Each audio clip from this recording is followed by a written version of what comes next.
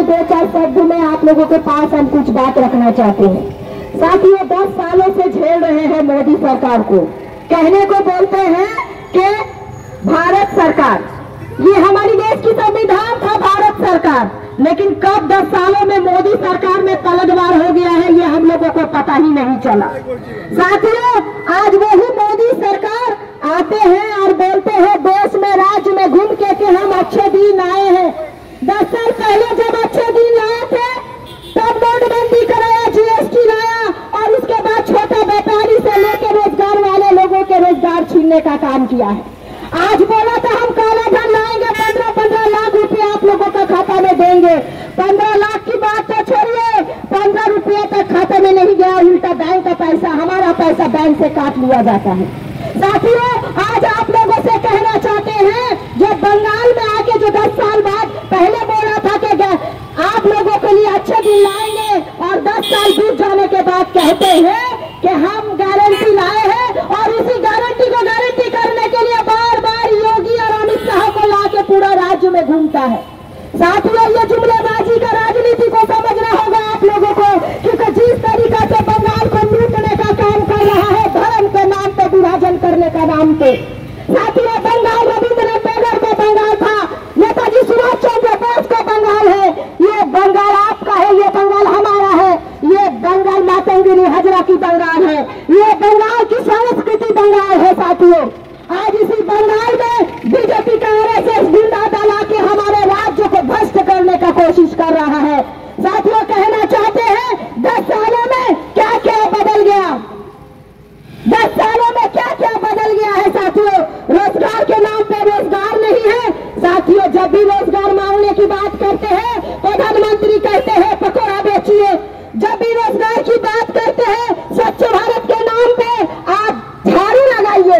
जब भी रोजगार की बात करते हैं हमारी देश की प्रधानमंत्री बोलता है अरे आज तो योगा डे है, अरे योगा कीजिए। प्रधानमंत्री भी योगा कर रहा है, जनता को भी बोल रहा है योगा कीजिए। साथियों, आज योगा करने से पेट अगर चलता तो आज कहां से कहां देश पहुंच जाता। सवेरे से लोग योगा ही करते।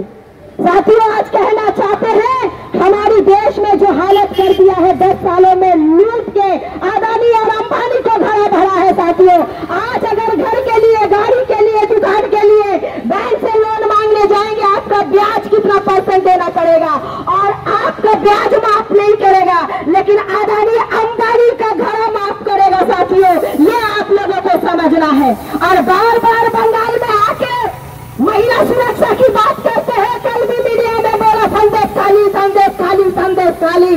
क्या हमारी देश की प्रधानमंत्री ये भूल गए हैं कि कुछ महीना पहले जब मणिपुर चल रहा था, मणिपुर में माता और महिलाओं को नंगे करके बिना वस्त्र का रोड में घुमाया जा रहा था, तब बीजेपी का एक भी नेता, एक भी मंत्री का मुंह में धागा से सिलाई कर दिया गया था।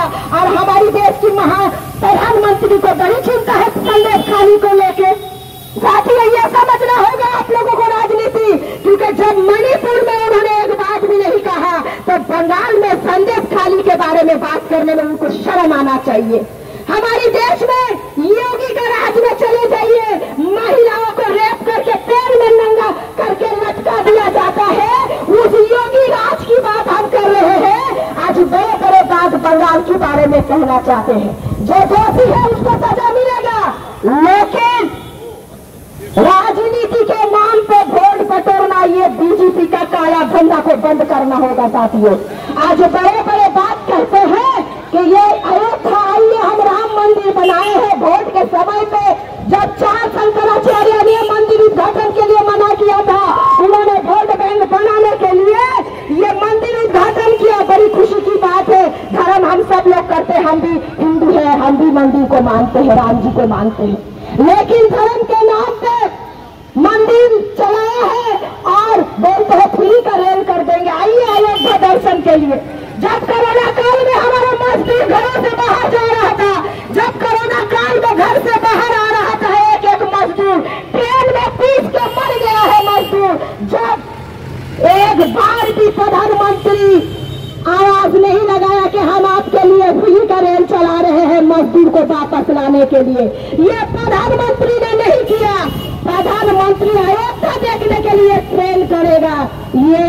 बदला लेना होगा साथियों। 1 तारीख के दिन आप लोग जानते हैं बंगाल में कौन अच्छा काम कर रहा है। कौन जो अच्छा काम करता है वो बोलता नहीं है कि हम अच्छे दिन लाए हैं, अच्छा काम करता है, वो काम करके दिखा के बोलता है कि मैंने ये योजना किया है।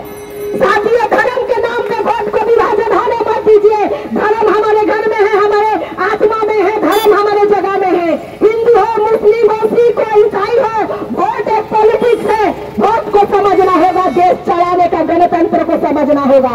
इसीलिए धर्म के नाम पे वोट विभाजन मत कीजिए। एक भी वोट आरएसएस की गुंडा दल को नहीं देना है साथियों, एक बार भी नहीं। क्योंकि जो नारा लगाते हैं आपकी बार 400 पार, याद रखिएगा, आपकी बार 400 पार होगा तो आपकी बार पेट्रोल का दाम 400 पार होगा।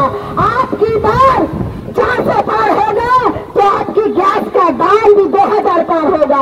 आपकी बार 400 पार होगा, जो 2 पक्ष का मजदूरों को रोटी मिल रहा है वो कचरा मिलेगा साथियों, याद रखिएगा।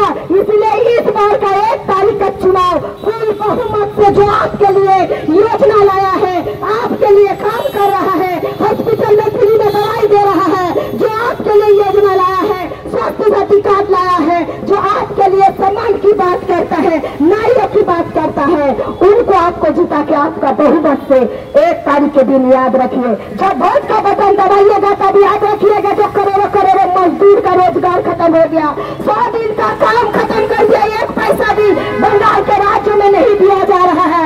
याद करिएगा वो मजदूर 1 तारीख को बटन दबाने के समय में, याद करिएगा जो मजदूर रेलवे में गाड़ी पुष्ट करके मर गया था, वो मजदूर के नाम पे वोट होगा। इस बार उस मजदूर के नाम पे वोट होगा। इस बार धर्म के नाम पे वोट नहीं होगा। इस बार रोजगार के नाम पे वोट होगा। इस बार अपने आत्मसम्मान के नाम पे वोट होगा। इस बार आपका वोट कीमती, क्योंकि आप